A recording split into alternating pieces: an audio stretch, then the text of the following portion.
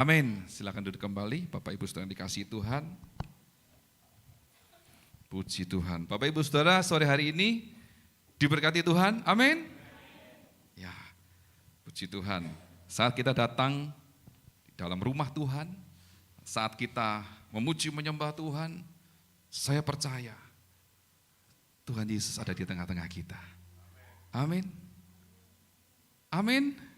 Kayaknya kok nggak yakin banget. Sekali lagi sama-sama katakan amin. Haleluya. Tuhan ada di tengah-tengah kita Bapak Ibu Saudara. Dan dia sedang bekerja dengan kuasanya, dengan kasihnya untuk menjamah hidup kita. Ya.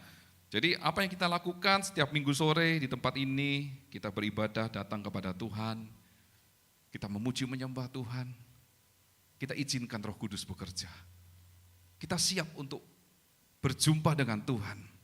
Seminggu sudah kita jalani, mungkin banyak waktu yang kita sudah lewatkan dan kita lakukan dengan pekerjaan kita, dengan aktivitas, dengan kesibukan kita, dengan kehidupan kita mungkin jarang berdoa, jarang berkomunikasi, mungkin jarang mengucap syukur kepada Tuhan. Tapi sore hari ini, di tempat ini, kesempatan yang sungguh luar biasa, yang indah, yang Tuhan berikan bagi kita untuk kita memuji Tuhan, mengucap syukur di hadapan Dia. Ya. Setiap hari Minggu jangan lewatkan kesempatan-kesempatan seperti ini untuk kita lebih dekat kepada Tuhan. Hari ini saya akan membawakan satu firman Tuhan dengan judul menuju kedewasaan penuh seperti Kristus. Ya. Sekali lagi, tema firman Tuhan hari ini adalah menuju kedewasaan penuh seperti Kristus. Ya, mungkin Bapak Ibu Saudara yang ada di grup jemaat GKI Suara Kristus, tadi pagi renungannya saya buat seperti itu. Ya. Dan tema ini menjadi tema dari gereja GKI Suara Kristus untuk 3 bulan ke depan. Juli, Agustus, September, kita akan sama-sama belajar bagaimana kita menjadi anak-anak Tuhan yang dewasa di dalam Kristus. Karena memang ini menjadi kerinduan hati Tuhan.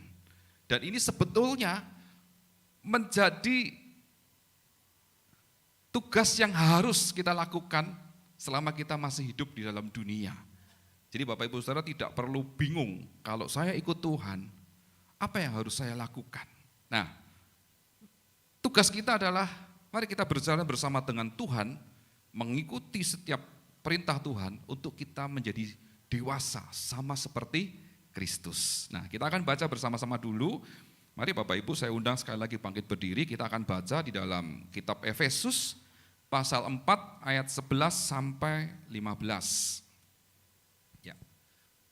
Ya, sudah ditayangkan. Kita baca bersama-sama ya firman Tuhan ini supaya firman Tuhan ini betul-betul terdengar oleh telinga kita dan iman kita bisa bangkit ya. 2, 3. Dan ialah yang memberikan baik rasul-rasul maupun nabi-nabi, baik pemberita-pemberita Injil maupun gembala-gembala dan pengajar-pengajar untuk memperlengkapi orang-orang kudus bagi pekerjaan pelayanan, bagi pembangunan tubuh Kristus, sampai kita semua telah mencapai kesatuan iman dan pengetahuan yang benar tentang anak Allah, kedewasaan penuh dan tingkat pertumbuhan yang sesuai dengan kepenuhan Kristus, sehingga kita bukan lagi anak-anak yang diombang-ambingkan oleh rupa-rupa angin pengajaran, oleh permainan palsu manusia dalam kelicikan mereka yang menyesatkan. Tetapi dengan teguh berpegang kepada kebenaran di dalam kasih kita bertumbuh di dalam segala hal ke arah Dia, Kristus yang adalah kepala. Amin. Silakan duduk kembali Bapak Ibu Saudara yang dikasihi Tuhan. Ya. Nah, ini masih awal. Jadi saya sampaikan adalah pendahuluan. Bagaimana nanti 3 bulan ke depan ini kita sama-sama bertumbuh semakin dewasa. Karena kedewasaan itu bukan kedewasaan di dalam Tuhan Yesus, itu tidak tergantung dengan usia kita. Betul ya Bapak Ibu? Kalau dilihat di sini mungkin ada yang masih balita atau ada yang remaja, ada yang masih muda, kaum muda, ada yang masih dewasa muda, ada yang sudah menjadi orang tua, tapi ada yang setengah abad ke atas. Siapa yang setengah abad ke atas angkat tangan?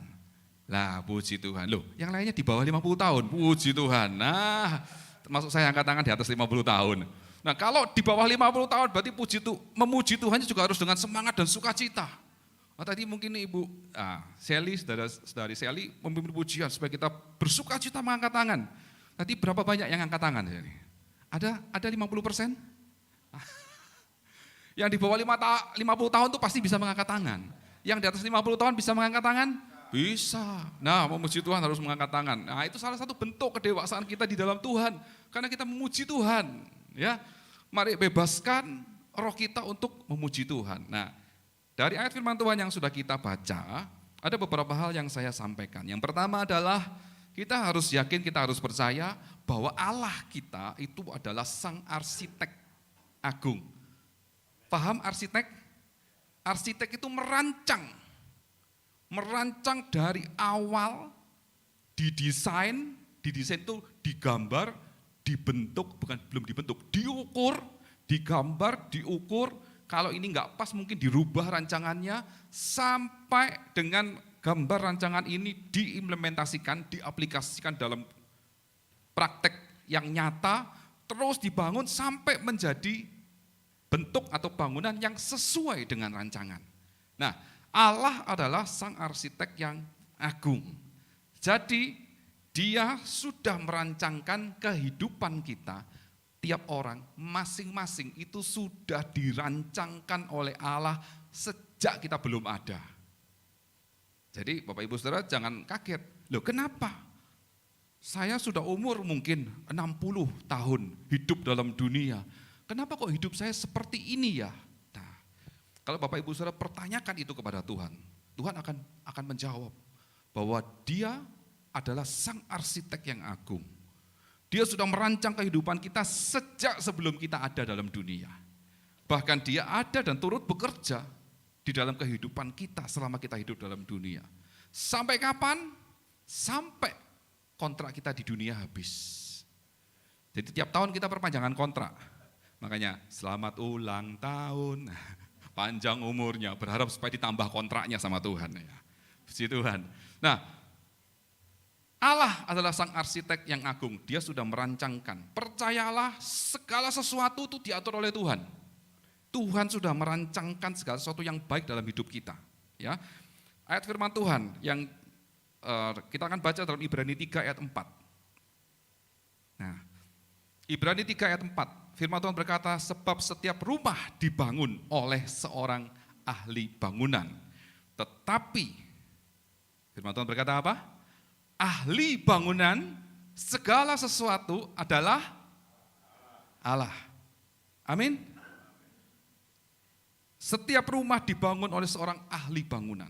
Tetapi ahli bangunan segala sesuatu ialah Allah. Ayat firman Tuhan ini tidak sedang berbicara tentang bangunan fisik. Tapi bangunan rohani kita. Bukankah tubuh kita adalah bait Allah? Bukankah Allah berdiam di dalam rumahnya, yaitu diri kita? Nah, Allah itu sedang membangun bait Allah yang ada dalam diri kita. Dan arsitek segala sesuatu adalah Allah. Jadi kita tahu, firman Tuhan sudah menegaskan bahwa Dia yang merancangkan. Nah, kita baca satu ayat lagi untuk semakin menguatkan bahwa Allah adalah arsitek yang agung. Ibrani 3 ayat 6, ya, kita maju 2 ayat, Ibrani 3 ayat 6. Tetapi Kristus setia sebagai anak yang mengepalai rumahnya. Dan rumahnya ialah kita. Sekali lagi ya, Kristus setia sebagai anak ini huruf besar, betul ya? Anak huruf besar, bahwa Dia adalah Allah. Yang mengepalai rumahnya. Nyanya huruf besar kan? Rumahnya siapa itu? Rumah Allah. Ya. Dan rumahnya ialah, sudah terjawab, bahwa kita ini adalah rumah Allah. Allah merancang dan merencanakan bangunan, yaitu kita sebagai rumah Allah. Dan jika kita sampai kepada akhirnya teguh berpegang pada kepercayaan dan pengharapan yang kita megahkan. Jadi sekali lagi dalam 2 ayat yang kita baca dalam Efesus 3 ayat 4 dan 6 ini menunjukkan bahwa hidup kita adalah hidup yang sudah dipilih oleh Allah. Sudah dipilih, Bapak Ibu Saudara sudah dipilih oleh Allah. Buktinya apa? Bapak Ibu Saudara bisa ada di tempat ini. Bapak Ibu Saudara percaya kepada Yesus Kristus sebagai Tuhan dan Juru Selamat kan? Itu bentuk pengakuan bahwa kita sudah dipilih oleh Allah sendiri. Dan saat kita dipilih oleh Allah, maka rancangan Allah itu sebetulnya sedang berlaku atas hidup kita. Dan dia adalah arsitek yang agung. Dia mengepalai rumah Allah. Jadi kalau kita kembali berbicara tentang gereja, gereja mungkin kalau kita dengar kata-kata gereja, langsung kita berpikir bayang kita adalah rumah fisik ini kan, betul ya. Tapi yang Alkitab jelaskan tentang gereja sebetulnya adalah masing-masing kita. Kita ini loh bait Allah, kita ini adalah rumah Allah, kitalah gerejanya. Jadi kalau Allah sedang mengatur merencanakan kita itu menjadi serupa dengan Kristus, itu karena Allah sebagai kepala itu ingin kita yang jadi tangan ini nurut sebagai tangan, gitu kan? Kita yang sebagai kaki ini nurut bahwa kita ini adalah kaki, menjalankan fungsi sebagai kaki. Ya, tidak ada kan kalau kita punya tubuh lalu kita punya tangan. Lalu saya memerintahkan tangan saya untuk mengambil sesuatu, tangannya lalu berontak, bilang aku tidak mau. Gitu. Wah, bayangkan Bapak Ibu, kalau kita punya anggota tubuh yang tidak bisa kita perintah. Betapa sulitnya hidup ini, betapa susahnya hidup ini. Tuhan pun demikian melihat kita. Dia ingin supaya kita berfungsi seperti yang Tuhan mau. Ya, nah, untuk bisa mencapai kedewasaan seperti yang Tuhan mau, kalau tadi kita baca dalam Efesus 4 tadi, ayat 13, tujuannya sampai kita semua telah mencapai kesatuan iman dan pengetahuan yang benar tentang anak Allah, kedewasaan penuh, tingkat pertumbuhan yang sesuai dengan kepenuhan Kristus. Jadi ini adalah tujuan Allah bagi kita. Rasul Paulus menuliskan ini kepada jemaat di Efesus karena ini menjadi kerinduan hati Allah. Dan sore hari ini saya bagikan buat Bapak Ibu Saudara dan saya. Allah ingin kita seperti ini, mencapai kesatuan iman. Ya, memiliki pengetahuan yang benar tentang siapa Yesus Kristus, anak Allah yang hidup itu. Lalu kita bertumbuh menjadi dewasa yang sesuai dengan Kristus yang adalah kepala. Nah, tentu sebagai seorang, saya nggak bisa berkatakan seseorang, tapi Allah adalah sang arsitek yang agung. Dia mengerti bahwa manusia masih hidup dalam dunia. Dan Tuhan sudah mengatur, merancang segala sesuatu itu sejak dari awal.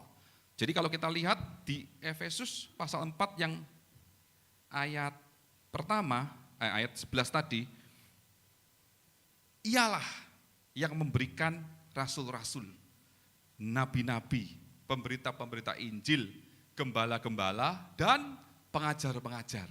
Nah, mereka adalah, dalam tanda petik, personal-personal yang Allah sudah tetapkan untuk mendidik kita.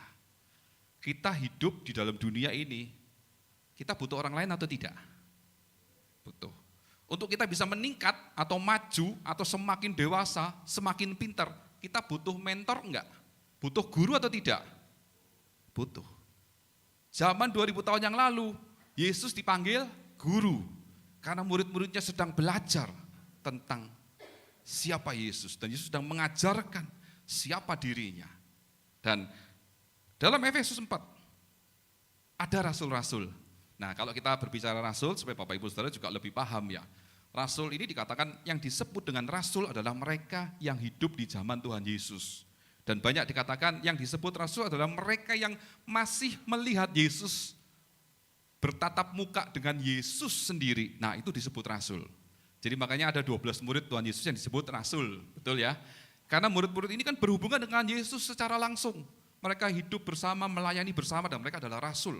Bahkan Paulus dikatakan juga rasul, karena Paulus pun berjumpa dengan Yesus langsung pada saat itu.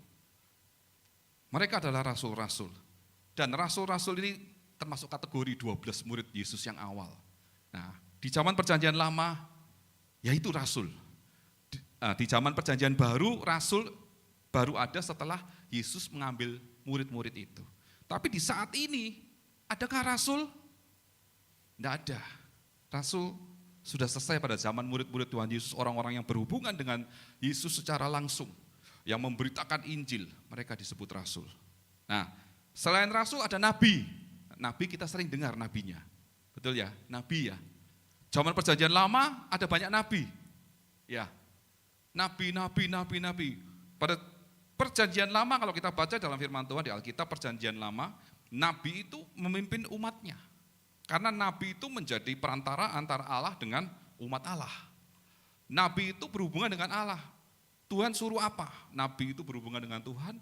Allah itu menyampaikan kehendaknya, maksudnya, lalu Nabi menyampaikan maksud Allah. Seperti Nabi Musa, itu kan pemimpin bangsa Israel. Ya, makanya di dalam Perjanjian Lama ada kitab nabi-nabi, nabi besar, nabi kecil, tergantung zamannya. Ya, nah setelah berlangsung Perjanjian Lama menjadi Perjanjian Baru, apakah di Perjanjian Baru ada nabi? Di dalam Alkitab tidak mencatat ada nabi. Perjanjian Baru sudah berjalan sampai dengan hari ini. Adakah nabi? Orang-orang yang mungkin kita panggil sebagai nabi, tidak ada. Yang ada saat ini adalah karunia kenabian. Kalau karunia kenabian itu berbeda, karena karunia ini adalah dari Allah sendiri. Karunia ini diberikan kepada orang-orang yang memang khusus, dipakai oleh Allah untuk menyampaikan suara Tuhan, kehendak Tuhan. Dan tidak mudah, artinya tidak banyak orang yang betul-betul memiliki karunia kenabian ini. Kalau zaman dulu nabi-nabi Perjanjian Lama itu bernubuat, semua sudah digenapi di saat Tuhan Yesus datang ke dalam dunia. Tapi tetap ada nubuat-nubuat yang masih harus digenapi sampai ke akhir zaman. Ya. Nah, nubuat-nubuat seperti inilah yang sudah disuarakan oleh nabi-nabi zaman dahulu, tetapi belum digenapi di saat-saat seperti ini. Cerita tentang akhir zaman, cerita tentang bagaimana Tuhan Yesus datang kali yang kedua, itu tidak ada yang tahu. Tapi itu sudah dinubuatkan oleh nabi-nabi zaman dulu. Nah, Tuhan memberikan karunia-karunia kenabian itu untuk membangun jemaatnya. Jadi enggak banyak orang yang memiliki karunia kenabian ini. Pemberita-pemberita Injil. Siapa pemberita-pemberita Injil? Bapak Ibu Saudara bisa jawab? Siapa pemberita Injil? Nah, jawabannya tepat sekali, 100 itu Bu. Pemberita Injil adalah kita, bukan evangelis. Ada jabatan-jabatan di dalam pelayanan yang disebut evangelis, misionaris, gitu kan. Itu tugasnya memberitakan Injil, betul. Mereka adalah orang-orang yang mengabarkan Injil dengan gelar atau panggilan atau jabatan seperti itu. Tetapi sebetulnya tugas pemberita Injil adalah kita. Jadi kita ini loh pemberita Injil. Kita baca dulu dalam Kisah Para Rasul 8, ayat 1 bagian B sampai ke 4. Nah, supaya kita lebih yakin bahwa kita ini pemberita Injil. Ya. Nah, kalau amanat agung Tuhan Yesus, kita semua hafal ya. Matius 28 ayat 19-20, masih ingat amanat agung Kristus, Yesus Kristus bagi kita semua orang percaya. Masih ingat toh? Pergilah jadikan semua bangsa muridku. Itu perintah Tuhan untuk kita semua mengabarkan Injil. Nah, sekarang saya akan bacakan yang di Kisah Para Rasul 8 ayat 1b sampai 4. Ya. Pada waktu itu mulailah penganiayaan yang hebat terhadap jemaat di Yerusalem. Mereka semua kecuali rasul-rasul tersebar ke seluruh daerah Yudea dan Samaria. Saya berhenti dulu di sini ya, ayat 1b dulu ya. Mereka semua kecuali rasul. Berarti rasul-rasulnya ada di mana? Ada di Yerusalem itu. Ya kan? Mulailah penganiayaan yang hebat terhadap jemaat di Yerusalem. Di Yerusalem ada siapa? Ada mereka semua kecuali rasul-rasul. Berarti rasul-rasul itu sedang ada di Yerusalem. Ya. Kecuali rasul-rasul, yaitu mereka yang lain itu tersebar ke seluruh daerah Yudea dan Samaria. Berarti amanat agung Kristus tergenapi.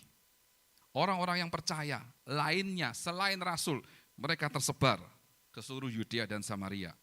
Orang-orang saleh, ayat berikutnya ya, orang-orang saleh menguburkan mayat Stefanus serta meratapinya dengan sangat. Karena dalam kisah sebelumnya, Stefanus mati dirajam dengan batu. Ya. Ayat 3, tetapi Saulus berusaha membinasakan jemaat itu. Pada waktu itu Saulus masih menjadi pemimpin untuk membinasakan orang percaya kepada Yesus Kristus. Dan ia memasuki rumah demi rumah dan menyeret laki-laki dan perempuan keluar dan menyerahkan mereka untuk dimasukkan ke dalam penjara. Nah, ayat 4. Mereka yang tersebar itu menjelajah ke seluruh negeri itu sambil memberitakan Injil. Nah, dari zaman rasul-rasul, saat rasul-rasul mengalami penganiayaan pun dan rasul-rasul ada di Yerusalem, tetapi orang-orang percaya yang menyaksikan melihat Yesus naik ke surga, mereka tetap percaya kepada Yesus Kristus. Dan mereka adalah termasuk orang yang mendengar, pergilah jadikan semua bangsa muridku. Dan mereka menjelajah seluruh negeri sambil memberitakan Injil. Nah, kalau mereka menjelajah ke seluruh negeri sambil memberitakan Injil, berarti mereka juga sampai ke tanah Jawa, ke tanah Sumatera, ke tanah Sulawesi, ke tanah Kalimantan, ke tanah Nusa Tenggara Barat, ke tanah Papua.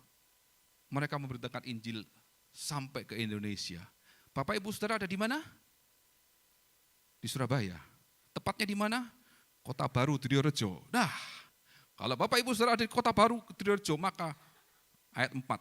Mereka yang tersebar sampai Kota Baru ke Triyorejo, itu mereka memberitakan Injil. Ya, itu tugas Bapak Ibu Saudara dan saya.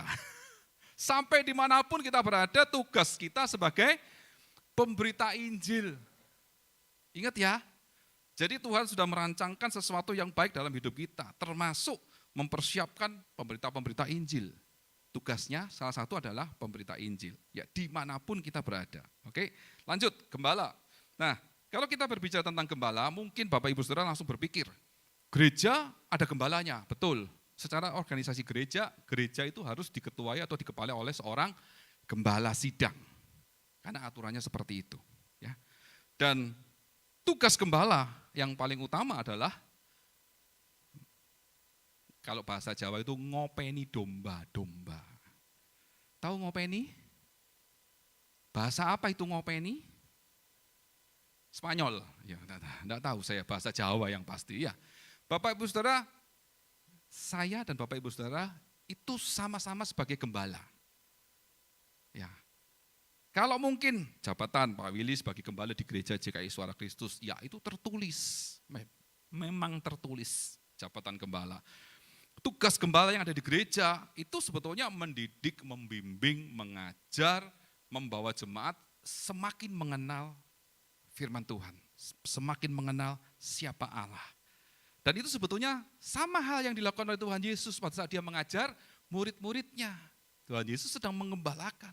Dia memberi contoh satu bentuk penggembalaan. Dan setelah itu murid-muridnya diutus oleh Tuhan Yesus untuk mereka juga menggembalakan. Demikian juga yang terjadi di tempat ini. Makanya saya katakan bahwa kita harus bertumbuh menjadi dewasa. Sebagai anak-anak Tuhan yang harus menjadi dewasa. Bertumbuh sesuai dengan panggilan dan kepenuhan Yesus Kristus dalam hidup kita. Karena Bapak Ibu Saudara adalah gembala-gembala. Dan tugas gembala ini kalau di dalam firman Tuhan dikatakan gembala-gembala itu tidak hanya sekedar gembala sebagai pemimpin gereja, tapi suami-suami, istri itu juga menjadi gembala-gembala dalam rumah tangga masing-masing. Suami, bukankah suami itu harus mengajar, mendidik, membimbing, mengayomi, apalagi bahasanya, memelihara istri dan anak-anak? Bukankah itu tugas penggembalaan? Istri pun harus meladeni suami, katanya begitu, merawat suami, membantu anak-anak, mendidik anak-anak, menjaga anak-anak dengan banyak hal, bahkan dengan dirinya sendiri. Bukankah itu tugas seorang gembala? Jadi kalau Bapak Ibu Saudara mengerti kebenaran firman Tuhan, mengapa kita harus dewasa? Karena kita adalah gembala-gembala. Kita mungkin saya dan Pak Willy mengajarkan kebenaran firman Tuhan. Tapi Bapak Ibu Saudara di rumah tangga masing-masing harus bertumbuh sebagai dewasa. Orang dewasa dalam Tuhan. Karena punya tugas untuk mengajarkan kepada anak, istri, bahkan cucu. Untuk mengasihi Tuhan. Untuk hidup takut Tuhan. Itu tugas gembala. Enggak mungkin kan kalau saya atau Pak Willy harus mendidik, mengajar anak-anak, cucu-cucu Bapak Ibu Saudara segini banyaknya. Enggak mungkin. Tapi tugas itu memang diberikan kepada setiap orang percaya. Karena kita sama-sama sedang bertumbuh menuju kedewasaan rohani. Ya, jadi tugas gembala seperti itu. Lalu ada pengajar. Nah, pengajar ini memang dididik diadakan secara khusus sehingga kita melihat ada guru-guru. Ada guru agama kan? Ada kan? Tugasnya guru agama itu apa? Kalau guru agama Kristen mengajar tentang agama Kristen. Di sini sore hari ini ada guru-guru loh. Guru-guru apa? Guru-guru sekolah minggu. Ya kan? Sedang mendidik, mengajar anak-anak itu tentang firman Tuhan. Jadi guru-guru atau pengajar ini diperlukan. Perlu untuk mereka yang dipanggil Tuhan menjadi pendidik atau pengajar. Supaya pengetahuan, pengenalan akan Tuhan itu semakin bertumbuh dengan baik. Dengan baik itu benar, tidak ngawur. Karena kan tadi tujuannya supaya tidak mudah diombang-ambingkan dan disesatkan oleh berbagai rupa pengajaran. Efesus 4 ayat 14, tadi yang kita baca. Kita bukan lagi anak-anak yang diombang-ambingkan oleh rupa-rupa angin pengajaran, oleh permainan palsu manusia dalam kelicikan mereka yang menyesatkan. Jadi banyak hal yang harus kita waspadai bersama-sama. Oke? Nah, itu semua diberikan oleh Allah kepada kita supaya iman kita bertumbuh. Ya. Iman kita bertumbuh. Selama kita masih hidup dalam dunia, kita harus bertumbuh. Katakan samping kanan kirinya, harus bertumbuh dalam iman. Katakan ya, harus bertumbuh. Tidak ada pilihan. Katakan tidak ada pilihan, harus bertumbuh dalam iman. Nah, kenapa harus bertumbuh dalam iman? Nah, Tuhan Yesus sering menggunakan pohon itu sebagai perumpamaan, ilustrasi, dan cerita. Ya. Bahkan sampai waktu Tuhan Yesus melihat ada satu pohon yang tidak berbuah. Apa yang Tuhan Yesus katakan? Ini kalau enggak buah, tebang saja. Ini kalau enggak buah, waduh, kering, layu, dan mati. Karena Tuhan Yesus ingin ada buah dalam setiap tanaman yang Dia inginkan. Kehidupan kita itu seperti sebuah pohon. Ya, Bapak Ibu Saudara mengerti pohon. Pohon itu tentu punya akar, punya batang, punya daun. Ada pohon yang berdaun besar, ada pohon yang berdaun kecil. Nah, sekarang saya ingin Bapak Ibu, kan kita ini bersyukur hidup di Indonesia yang punya 2 musim. Musim apa saja? Hujan dan panas. Minggu lalu hujan, berarti musim hujan ya. Ada kemarau panas, kemarau dingin. Wah, kacau musimnya. Gitu kan katanya begitu ya. Bikin orang jadi sakit. Karena suhu udara naik turun. Nah, tetapi di belahan dunia yang lain, itu ada negara-negara yang punya 4 musim. Betul ya? 4 musim. Musim apa saja? Musim panas, musim dingin. Kalau udah panas tuh dingin lawannya. Ya toh? Musim semi dan musim gugur. Nah, contohnya di negara Jepang. Nah, ini saya mengambil satu cerita bahwa seorang petani di Jepang itu mengatakan, karena mereka hidup di 4 musim, mereka tidak boleh malas-malasan. Mereka harus rajin. Jadi petaninya beda dengan petani di Indonesia. Di sana petaninya itu harus rajin, harus kerja keras, harus kerja lebih giat, bahkan dikatakan tidak boleh santai. Kalau sudah masanya menabur benih, harus menabur benih. Kalau masanya panen, harus segera dipanen. Apa yang dikerjakan hari ini, harus dikerjakan hari itu juga. Tidak boleh ditunda. Karena begitu ditunda, maka bisa mengakibatkan gagal panen. Petani di Jepang menyatakan seperti itu. Karena ada 4 musim itu. Jadi mereka harus benar-benar bekerja keras dengan disiplin waktu. Sebetulnya hidup kita itu seperti ini. Ya, ada yang sedang musim dingin, pakai jaket kedinginan. Ada yang sedang musim panas, kipas-kipas. Yang panas bukan tubuhnya, tapi hatinya dan pikirannya ikut panas. Itu musim panas di salah satunya dalam tubuh kita. Itu musim semi atau musim gugur. Nah, kalau pohon, ada pohon yang hidup di 4 musim. Wah, ini luar biasa. Ada pohon yang hidup di dalam 4 musim. Apakah ada? Ya, ada pohon-pohon yang hidup di 4 musim. Waktu musim panas, daunnya hijau, kelihatan kalau itu pohon. Waktu musim gugur, dia akan gugurkan daunnya, enggak kelihatan daunnya, kelihatan cuma batang dan cabangnya. Tapi pada saat musim dingin, habis, cuma tinggal batangnya dan batang induknya saja. Waktu musim semi, mereka mulai menumbuhkan tunas dan daunnya kembali. Dan mereka jalani kehidupan itu setiap tahun. Pohon loh ya. Kehidupan kita di dunia juga seperti itu. Ada kalanya kita mengalami musim gugur, daunnya habis, bis. Tidak punya apa-apa lagi. Tapi seperti pohon yang di 4 musim. Sekalipun musim gugur, sekalipun habis yang kita punya, ingat ada pengharapan di dalam Yesus Kristus. Musim gugur akan berakhir, berganti dengan musim semi. Saat musim semi Anda akan mengalami satu hal yang luar biasa. Bagaimana Tuhan menumbuhkan tunas-tunas daun dalam hidup kita. Bagaimana kita mulai melihat ada hal-hal yang hijau terjadi dalam hidup kita. Bahkan masuk musim panas, daunnya hijau. Daunnya hijau. Makanya kalau orang ada peribahasa matanya hijau, itu apa ya? Oh iya, makanya kok aneh ya. Saya jadi berpikir, orang yang mata duitan disebut bermata hijau. Nah, padahal saya sedang bicara tentang daunnya pohon loh ya. Daunnya pohon kan juga hijau. Jadi bukan berarti terus lihat yang hijau itu seperti kita lihat uang. Nah, tapi Tuhan bisa berkati hidup kita. Amin. Kalau kita terus bertahan, kita setia, kita akan mengalami musim semi. Kita akan mengalami musim panas. Daunnya hijau. Setelah itu jangan lupa. Kalau kita bisa menghadapi musim panas, musim semi dan musim gugur, pasti ada musim dingin.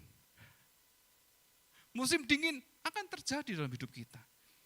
Pertanyaannya kenapa kita berpikir bahwa Tuhan sedang mengatur seperti itu? Ya, supaya kita selalu ingat bahwa Tuhan ada di dalam setiap musim hidupku.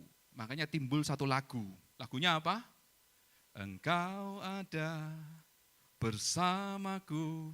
Terus di setiap musim hidup siapa? Hidup kita kan? Musim apa yang Bapak Ibu Saudara hadapi? Musim panas, musim dingin, musim gugur, musim semi. Kalau kita daunnya hijau, Tuhan akan berharap ada buah-buah kehidupan itu nyata bagi kita. Supaya nama Tuhan dipermuliakan. Nah, jadi iman, pertumbuhan itu harus terjadi. Dan pertumbuhan itu harus diuji dengan musim-musim dalam hidup kita. Nah, sehingga kalau kita sampai dengan hari ini, kita bisa berkata, aku kuat karena Tuhan yang menopang hidupku. Sampai hari ini kita bisa berkata, hanya karena Tuhan saja hidupku diselamatkan. Hanya karena Tuhan saja sampai hari ini aku masih mengalami hari-hari baik dalam hidupku. Sekalipun mungkin tubuh jasmani sedang sakit, kondisi ekonomi sedang turun, masalah sedang datang bertubi-tubi. Kan musimnya beda-beda tiap orang. Betul ya? Musim berbeda-beda, musim boleh berbeda-beda. Tetapi pertumbuhan rohani akan membuat iman kita tetap kuat di dalam Tuhan. Sehingga kita bisa berkata seperti Amsal 24 ayat 16. Amsal 24 ayat 16 firman Tuhan berkata, sebab 7 kali orang benar jatuh, namun ia bangun kembali. Tetapi orang fasik akan roboh dalam bencana. Kenapa kita harus menjadi orang benar? Karena kalau orang benar sebetulnya orang yang sedang ada di dalam rencana Allah. Di dalam rencana Tuhan. Tuhan sedang mengatur kehidupan kita. Sekalipun mengalami musim-musim yang tidak selalu menyenangkan. Musim panas itu enak apa enggak? Panas, sumuk, bahkan beberapa minggu yang lalu cuaca panas melanda Asia. India, Pakistan, sampai di Cina, sampai di Meksiko. Wah, banyak yang meninggal karena musim panas. Tapi sebaliknya, apakah musim dingin menyenangkan? Di Eropa musim dingin itu bikin masyarakat juga banyak yang meninggal dunia karena musim dingin ekstrim. Suhu sampai minus 40 derajat. Bisa dibayangkan minus itu 40 derajat loh ya, bukan minus 2 derajat. Ya kan? Kalau di Dieng, di Bromo minus 1 derajat, minus 2 derajat, minus 40 derajat. Kalau air dituang begini, belum sampai bawah sudah langsung beku semua. Karena minusnya begitu tinggi. Musim semi kelihatan menyenangkan karena ada bunga-bunga mulai tumbuh, daun-daun mulai mekar. Tapi ada musim gugur, daun-daun itu rontok. Tapi Tuhan ada di setiap musim hidupku. Orang percaya, orang benar di dalam Tuhan, itu akan terus naik menuju kepada kedewasaan. Jangan lihat ke belakang, jangan noleh ke belakang. Punya masa lalu buruk, punya masa lalu yang menyakitkan, punya masa lalu yang tidak mengenakkan. Apakah kita sudah melupakan masa lalu atau kita hidup dengan bayang-bayang masa lalu yang membuat kita ketakutan, yang membuat kita khawatir, yang membuat kita tidak bisa hidup bebas. Di dalam Tuhan ada kebebasan, ada sukacita. Menyanyi, memuji Tuhan itu harus dengan sukacita. Tapi kalau ada bayang-bayang masa lalu yang masih membayangi kehidupan kita, ketakutan, kekhawatiran membayangi hidup kita, kita jadi tidak bisa nyaman, tidak bisa bebas memuji Tuhan. Padahal ada sukacita di dalam kita memuji Tuhan.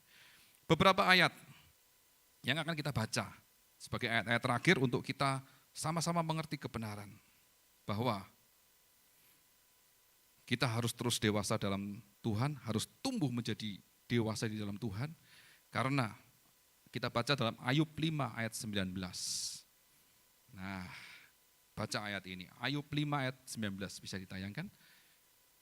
Ayub 5 pasal 5 ayat 19. Ya, kenapa saya ingin tunjukkan ayat ini? Perhatikan. Di kitab Ayub itu tertulis dari berapa macam? 6 macam kesesakan. Engkau diluputkannya. Bapak Ibu Saudara mengalami berapa kesesakan? Coba dihitung. Ada 6? 7 Pak, 8 Pak. Ya enggak apa-apa. Ayub berkata, dari 6 macam kesesakan, engkau diluputkannya. Berarti kalau 8 yang 2 kita tanggung sama-sama, oke? Ya. Dan bukan cuma 6 macam kesesakan, dalam 7 macam engkau tidak kena malapetaka. Ayub itu bisa menulis seperti itu. Ya. Ayub itu mengalami berapa banyak penderitaan. Ayub itu mengalami berapa banyak ujian dalam hidupnya. Tapi dia nulis 6 macam kesesakan dan 7 macam rancangan malapetaka apapun. Diluputkannya. Amin Bapak Ibu Saudara. Orang benar akan mengalami apa yang seperti Ayub tuliskan. Ya, saya ingin menunjukkan lagi Mazmur 34 ayat 20. Mazmur 34 ayat 20. Nah, coba baca sama-sama dengan saya. Belum ya. Mazmur 34 ayat 20. Nah, yang sebelumnya, ya, persis sebelumnya, 34 ayat 20. Ya, kemalangan orang nah itu dia. Kemalangan orang benar banyak. Orang benar kan tadi kan? Tadi orang benar kan? Kan kita percaya kita ini orang benar loh. Dibenarkan oleh Yesus Kristus. Tapi dituliskan apa? Kemalangan orang benar banyak. Tadi siapa yang bilang 8, 9? Nah ini sudah ada di sini. Enggak cuma 6 sama 7. Ini banyak. Kalau banyak itu tidak bisa dihitung dengan angka. Gitu ya. Tetapi Tuhan melepaskan dia dari semuanya itu. Percaya firman Tuhan ini. Mengapa Raja Daud bisa menulis Mazmur seperti ini? Karena dia hitung kemalangannya dia, masalahnya dia itu begitu banyak. Kalau ditulis gak habis-habis. Dia cukup menulis kemalangan orang benar banyak. Tetapi Tuhan melepaskan dia dari semuanya itu. Ya. Lagi, 2 ayat terakhir. Mazmur 37 ayat 23 dan 24. Ya, sambil disiapkan, mari Bapak Ibu singer, WL, main musik bisa maju ke depan. Mazmur 37 ayat 23 dan 24. Ini ayat yang sangat terkenal sekali karena ada lagunya. Firman Tuhan berkata apa? Tuhan menetapkan langkah-langkah orang yang berkenan kepadanya. Apabila ia jatuh, tidak sampai tergeletak. sebab tangan Tuhan menopangnya.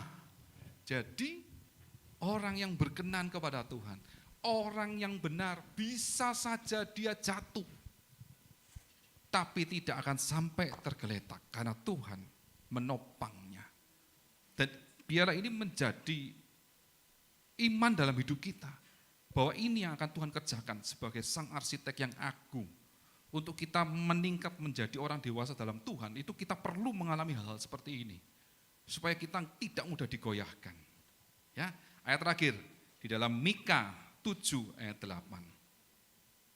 Mika, ya itu nabi juga, Nabi Mika pasal 7 ayat 8. Kita bangkit berdiri bersama-sama, kita akan baca ayat ini bersama-sama. Ya.